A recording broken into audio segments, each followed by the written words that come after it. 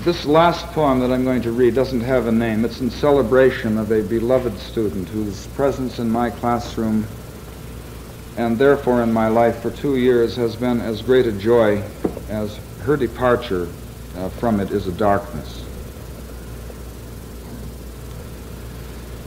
In prologue, let me plainly say, and that's a terribly solemn introduction, but I think there are some very funny parts in this poem. I don't want to set the tone for you. Let the poem do that. In prologue, let me plainly say, I shall not ever come to that discretion where I do not rage to think I grow decrepit, bursten-bellied, bald and toothless, thick of hearing, tremulous of leg, dry and rough-barked as a hemlock slab, the soft rot setting in all my wheezy dreams, the tunneling of beetles in a raspy dark. That is unseemly. But fleshed at my smaller sports, I clearly grow in time into the mineral thick fell of earth, Vermont, hairy with violets, roses, lilies, and like minions and darlings of the spring, meantime, working wonders and rousing astonishments. Yet being a humble man, I at the same time acknowledge my miscreant, the nightshades, cabbages, and fleaworts of my plot, though always I try to turn my back in scorn upon the inkhorn term and speak as is most commonly received, with smile and wink and approbative nod, not over-fine, nor at the same time reckless of the phrase, nor ever ugly, turdy, tut-mouthed, but always joyous for the goosey brain, the woolpacks of a solid cloud, a crowd, a heap, a troop, a clump of trees, grass, gulls, and rabbits in the end, no doubt a vulgar prattle.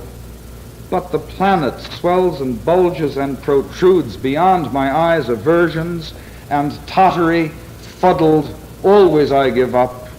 I am not understood, or wrongly, out of the general assumptions of my innocence.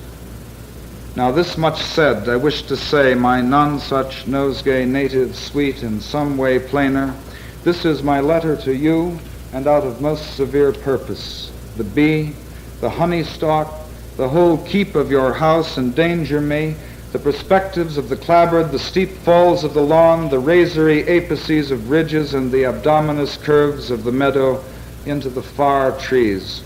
There are ponds below your house, and water runs. The road crosses the water, and the road diminishes to the reach of the next farm, and the farm beyond that, and 2 miles bearing right or left somewhere runs Highway 25. I have found my way with difficulty. I am confused. Halfway, I have suffered a failure of my vital powers, a swoon, have been smirked at by the natives, have been misdirected.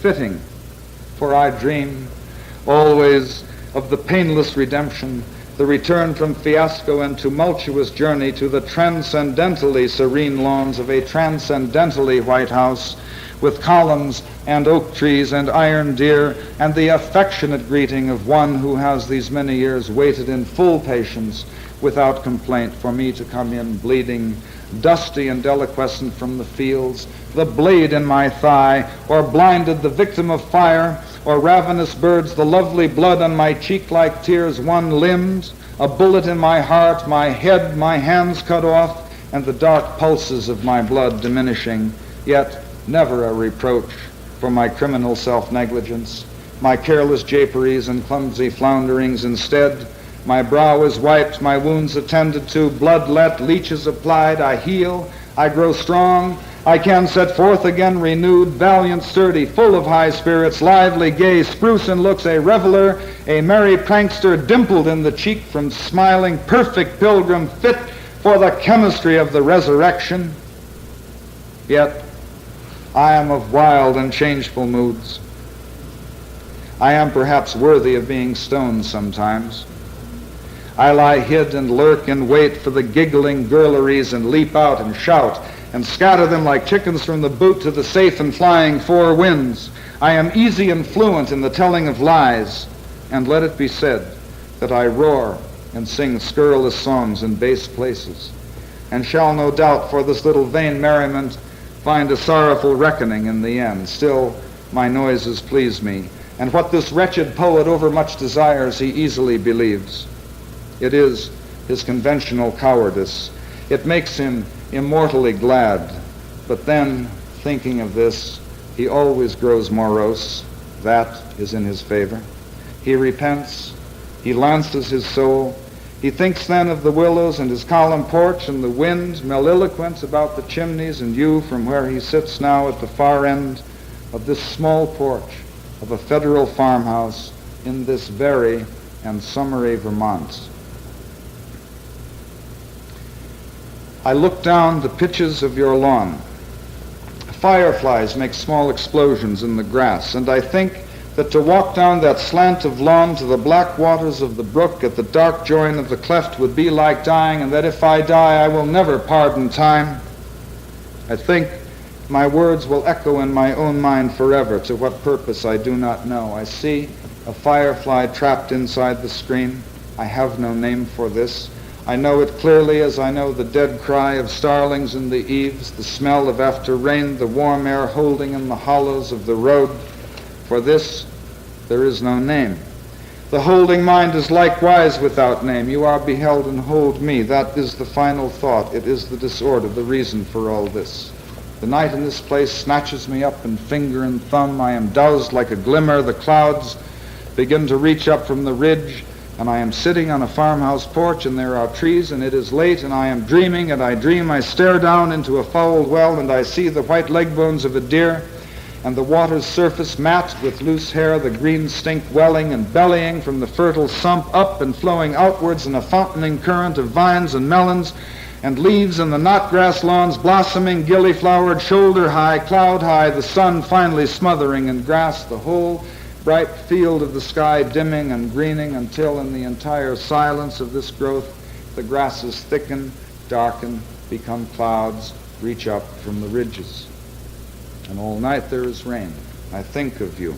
I dream that when you awaken it is a shiny milky day. 4 roosters are crowing in your yard and geese dabble in the green soft muds of the ditches. This is the literal surface. And for all the extravagances of what has gone before, I now repent and make an image.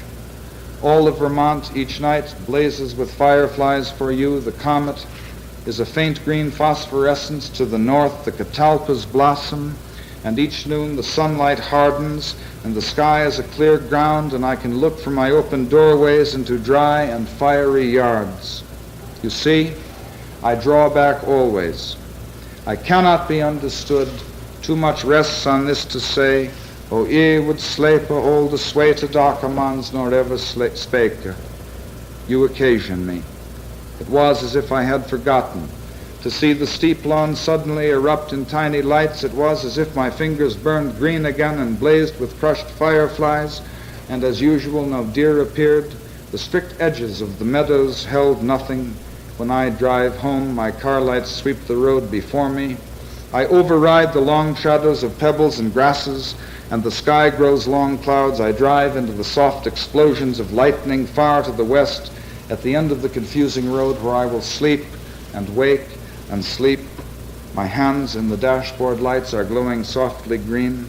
This whole journey is before me. I know I am touched with the phosphorus of self-love. The light knows it is light. A great red moon rides wedged in a crevice of clouds, and I come up the widening road as if it is the driveway to your house.